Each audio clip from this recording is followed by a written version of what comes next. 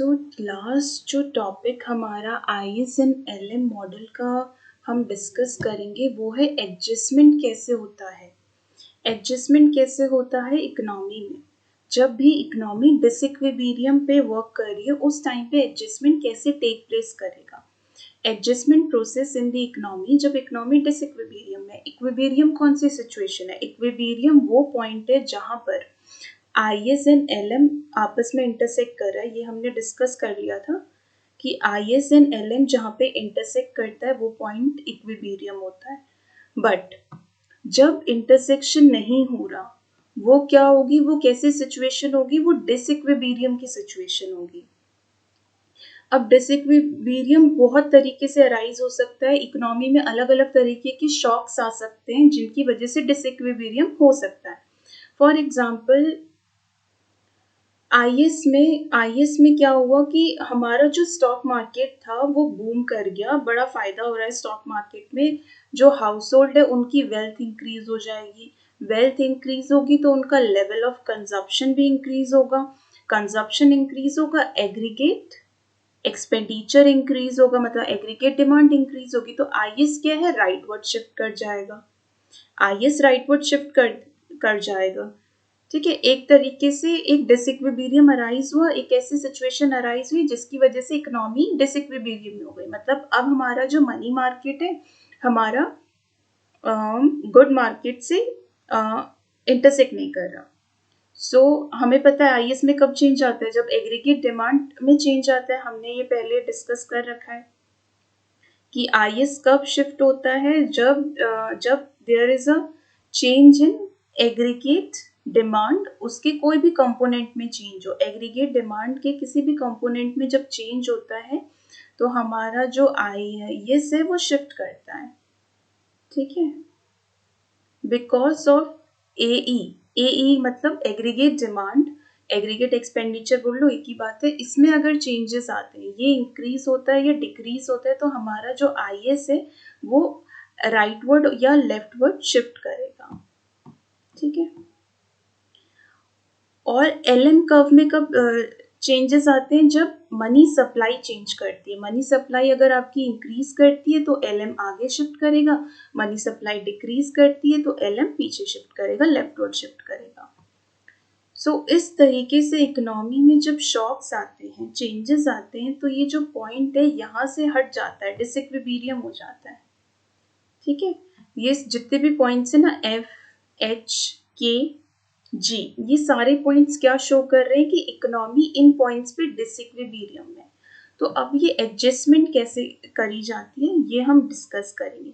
उससे पहले एक और कंसेप्ट है जो आपको पता होना चाहिए कि जो एलएम है इसके अगर कोई भी पॉइंट राइट साइड है उसका क्या मतलब है, कोई भी पॉइंट लेफ्ट साइड है उसका क्या मतलब है, और ये जो आईएस है इसके राइट और लेफ्ट में जो पॉइंट्स है वो क्या शो कर रहे हैं। ठीक है, इसको डिस्कस कर लेते हैं। पहले सबसे पहले आईएस का देख लो।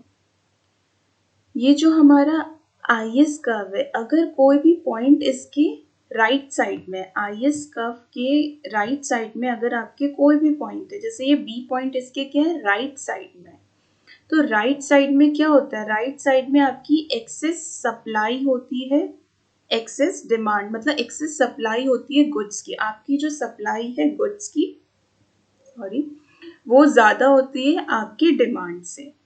ठीक है, तो राइट साइड में जो भी पॉइंट होगा वो शो करेगा excess supply, whereas left side में जो भी पॉइंट होगा, जैसे ये ए पॉइंट क्या है आईएस के लेफ्ट में, ये पॉइंट क्या शो कर रहा है आपको कि आपकी यहाँ पे जो डिमांड है, रियल मार्केट में जो गुड्स की लोग डिमांड कर रहे हैं वो ज्यादा है देन दी सप्लाई। ठीक है, एलएम में देखिए, एलएम के राइट साइड में ये बी पॉइंट है, ये क्या शो कर रहा है कि एक्सेस सप्लाई है, नहीं sorry, there is right side में क्या है, मनी की डिमांड एक्सेस है, देन मनी सप्लाई मतलब डिमांड ज्यादा है सप्लाई कम है। Whereas A side, A मतलब इसके लेफ्ट साइड में, एलएम के लेफ्ट साइड में जो भी पॉइंट है वो क्या शो कर रहा है, वो शो कर रहा है कि हमारे पास क्या है, मनी की सप्लाई ज्यादा है देन इट्स डिमांड। इसको याद रखने का सिंपल तरीका है, एक याद कर लो बस। ठीक है, कि IS के राइट साइड में क्या होता है, लेफ्ट साइड में क्या होता है। जो LM है उसमें बिल्कुल अपोजिट होगा, बिल्कुल उसमें अपोजिट चलेंगे। जैसे IS के राइट साइड में हम क्या देख रहे थे, एक्सेस सप्लाई थी गुड्स की, तो ऐसे ही LM के राइट साइड में क्या होगी, एक्सेस डिमांड्स होगी मनी की। वेयर एज इसके लेफ्ट साइड में क्या था, इसके लेफ्ट साइड में क्या था, एक्सेस डिमांड थी गुड की। इसके लेफ्ट साइड में क्या थी, एक्सेस डिमांड थी। तो LM के लेफ्ट साइड में क्या होगी, एक्सेस सप्लाई होगी मनी की। अगर एक याद हो गया, दूसरा उसका एग्जैक्टली अपोजिट चल रहा है। ठीक है, ये बिल्कुल एक दूसरे के अपोजिट में चल रहा है। इस तरीके से आपको पता होना चाहिए कि LM और IS के लेफ्ट और राइट साइड में जो पॉइंट्स होते हैं वो हमें क्या शो कर रहे हैं, उससे ही हम एडजस्टमेंट करेंगे। जैसे यहाँ पे ले लेते हैं, यहाँ पर क्या हो रहा है,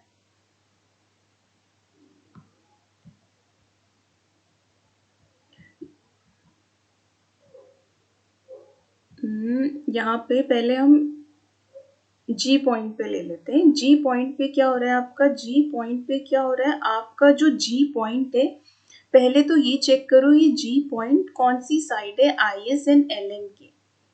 LM की ये कौन सी साइड है, राइट साइड है, और IS की कौन सी साइड है, राइट साइड है। दोनों में ही राइट साइड है। अब राइट साइड में क्या केस होता है, IS के राइट साइड में क्या केस होता है, IS के राइट साइड में क्या होता है कि हमारा एग्रीगेट सप्लाई होती है गुड्स की, मतलब एक्सेस सप्लाई होती है गुड्स की। एक्सेस सप्लाई होती है गुड्स की IS के राइट साइड में, और LM के भी ये राइट है। दोनों ही राइट में, तो अपोजिट होगा। मतलब यहाँ पे क्या है, एक्सेस डिमांड है मनी की, मनी लोग ज्यादा डिमांड कर रहे हैं। सो IS को इक्विलिब्रियम में लाने के लिए हम क्या करेंगे, हम जो आउटपुट है उसको Y1 से Y0 तक ले जाएंगे। मतलब हमें जो आउटपुट है, फर्म्स है, उनको आउटपुट क्या करना पड़ेगा, डिक्रीज करना पड़ेगा। ठीक है, क्योंकि G पॉइंट पे क्या है, इकोनॉमी में जो आउटपुट का लेवल है बहुत ज्यादा है। जितना इक्विलिब्रियम के लिए नेसेसरी था उतना नहीं, उससे काफी ज्यादा आउटपुट प्रोडक्शन हो रहा है। तो फर्म्स क्या करेंगे, अपने प्रोडक्शन को कट डाउन करेंगी। प्रोडक्शन कट डाउन करेंगी तो ये G पॉइंट शिफ्ट होगा टुवर्ड्स लेफ्ट, यहाँ पे पहुंचेगा। साथ ही साथ एक और चीज यहाँ पे क्या हो रही है कि जो हमारा रेट ऑफ इंटरेस्ट है, अगर मैं रेट ऑफ इंटरेस्ट देखूं G पॉइंट पे, जो रेट ऑफ इंटरेस्ट है हमारा कम है, जितना होना चाहिए था रेट ऑफ इंटरेस्ट, उससे हमारा रेट ऑफ इंटरेस्ट क्या है, कम है। मतलब रेट ऑफ इंटरेस्ट को इंक्रीज करना पड़ेगा। ठीक है, रेट ऑफ इंटरेस्ट को इंक्रीज करना पड़ेगा और आउटपुट को कम करना पड़ेगा, तो हम ई सिचुएशन में आ जाएंगे, इक्विलिब्रियम की सिचुएशन में आ जाएंगे। ठीक है, अब रेट ऑफ इंटरेस्ट कैसे इंक्रीज होता है, रेट ऑफ इंटरेस्ट इंक्रीज करने के लिए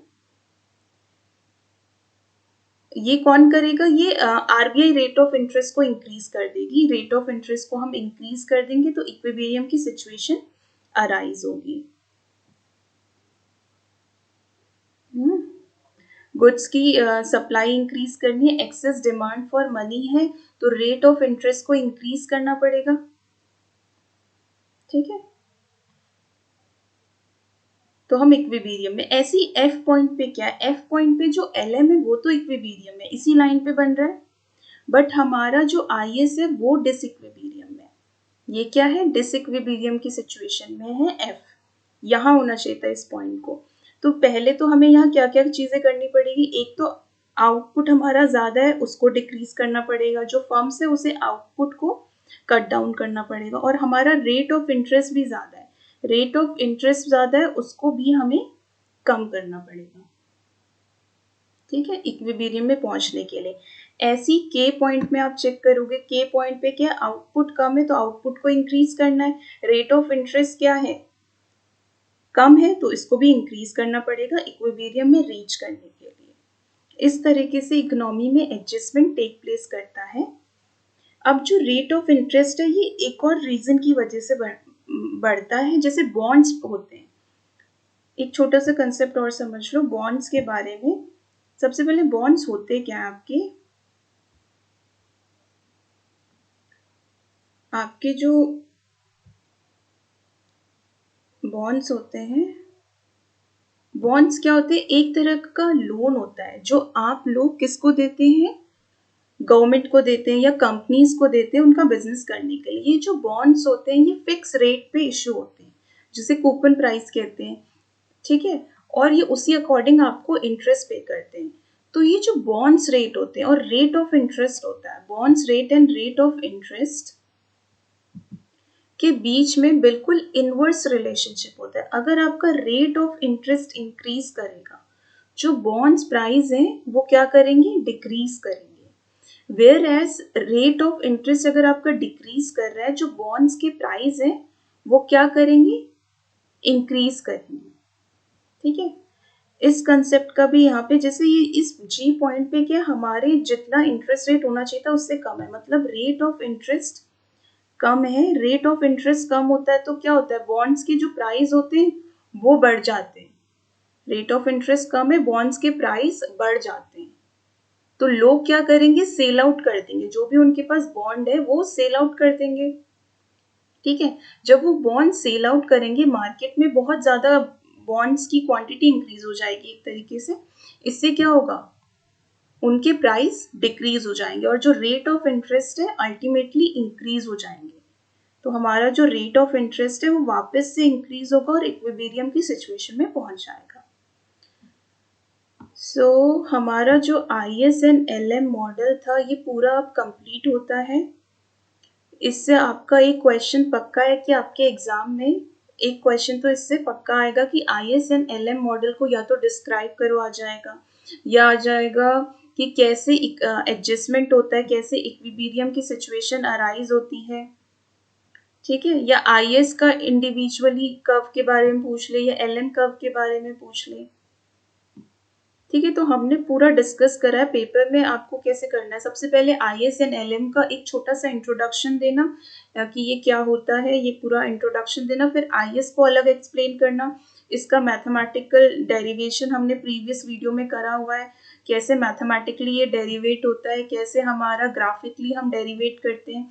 IS होने के बाद हम LM को डिस्कस करेंगे पेपर में, फिर LM को डिस्कस करना कि LM को डायग्रामेटिकली कैसे हमने निकाला और कैसे इसकी इक्वेशन निकाली, वो भी हमने प्रीवियस वीडियो में डिस्कस करी है, वहां से आप देख सकते हो। नेक्स्ट, कैसे इक्विलिब्रियम अराइज होता है, कैसे हम इक्विलिब्रियम की सिचुएशन में पहुंचते हैं, कैसे शॉक्स आते हैं, कौन कौन से, किस तरीके से ISN-LM में शिफ्ट आता है। शॉक्स मतलब शिफ्ट कैसे कैसे आ रहा है। IS में हमने शिफ्ट पढ़ा एग्रीगेट डिमांड की वजह से आता है, LM में मनी सप्लाई की वजह से आता है। फिर उसके बाद हमने क्या पढ़ा? एडजस्टमेंट प्रोसेस कैसे होता है इकोनॉमी। अगर इकोनॉमी डिसइक्विलिब्रियम में परफॉर्म कर रही है, हमारा जो गुड मार्केट है और जो मनी मार्केट है वो डिसइक्विलिब्रियम में, इस सिचुएशन में हम कैसे एडजस्ट करेंगे, कैसे इकोनॉमी वापस से इक्विलिब्रियम की सिचुएशन अराइज करेगी, वो हमने डिस्कस कर लिए। तो आपका जो IS और LM है ये कंप्लीट होता है। नेक्स्ट क्लास में हम नेक्स्ट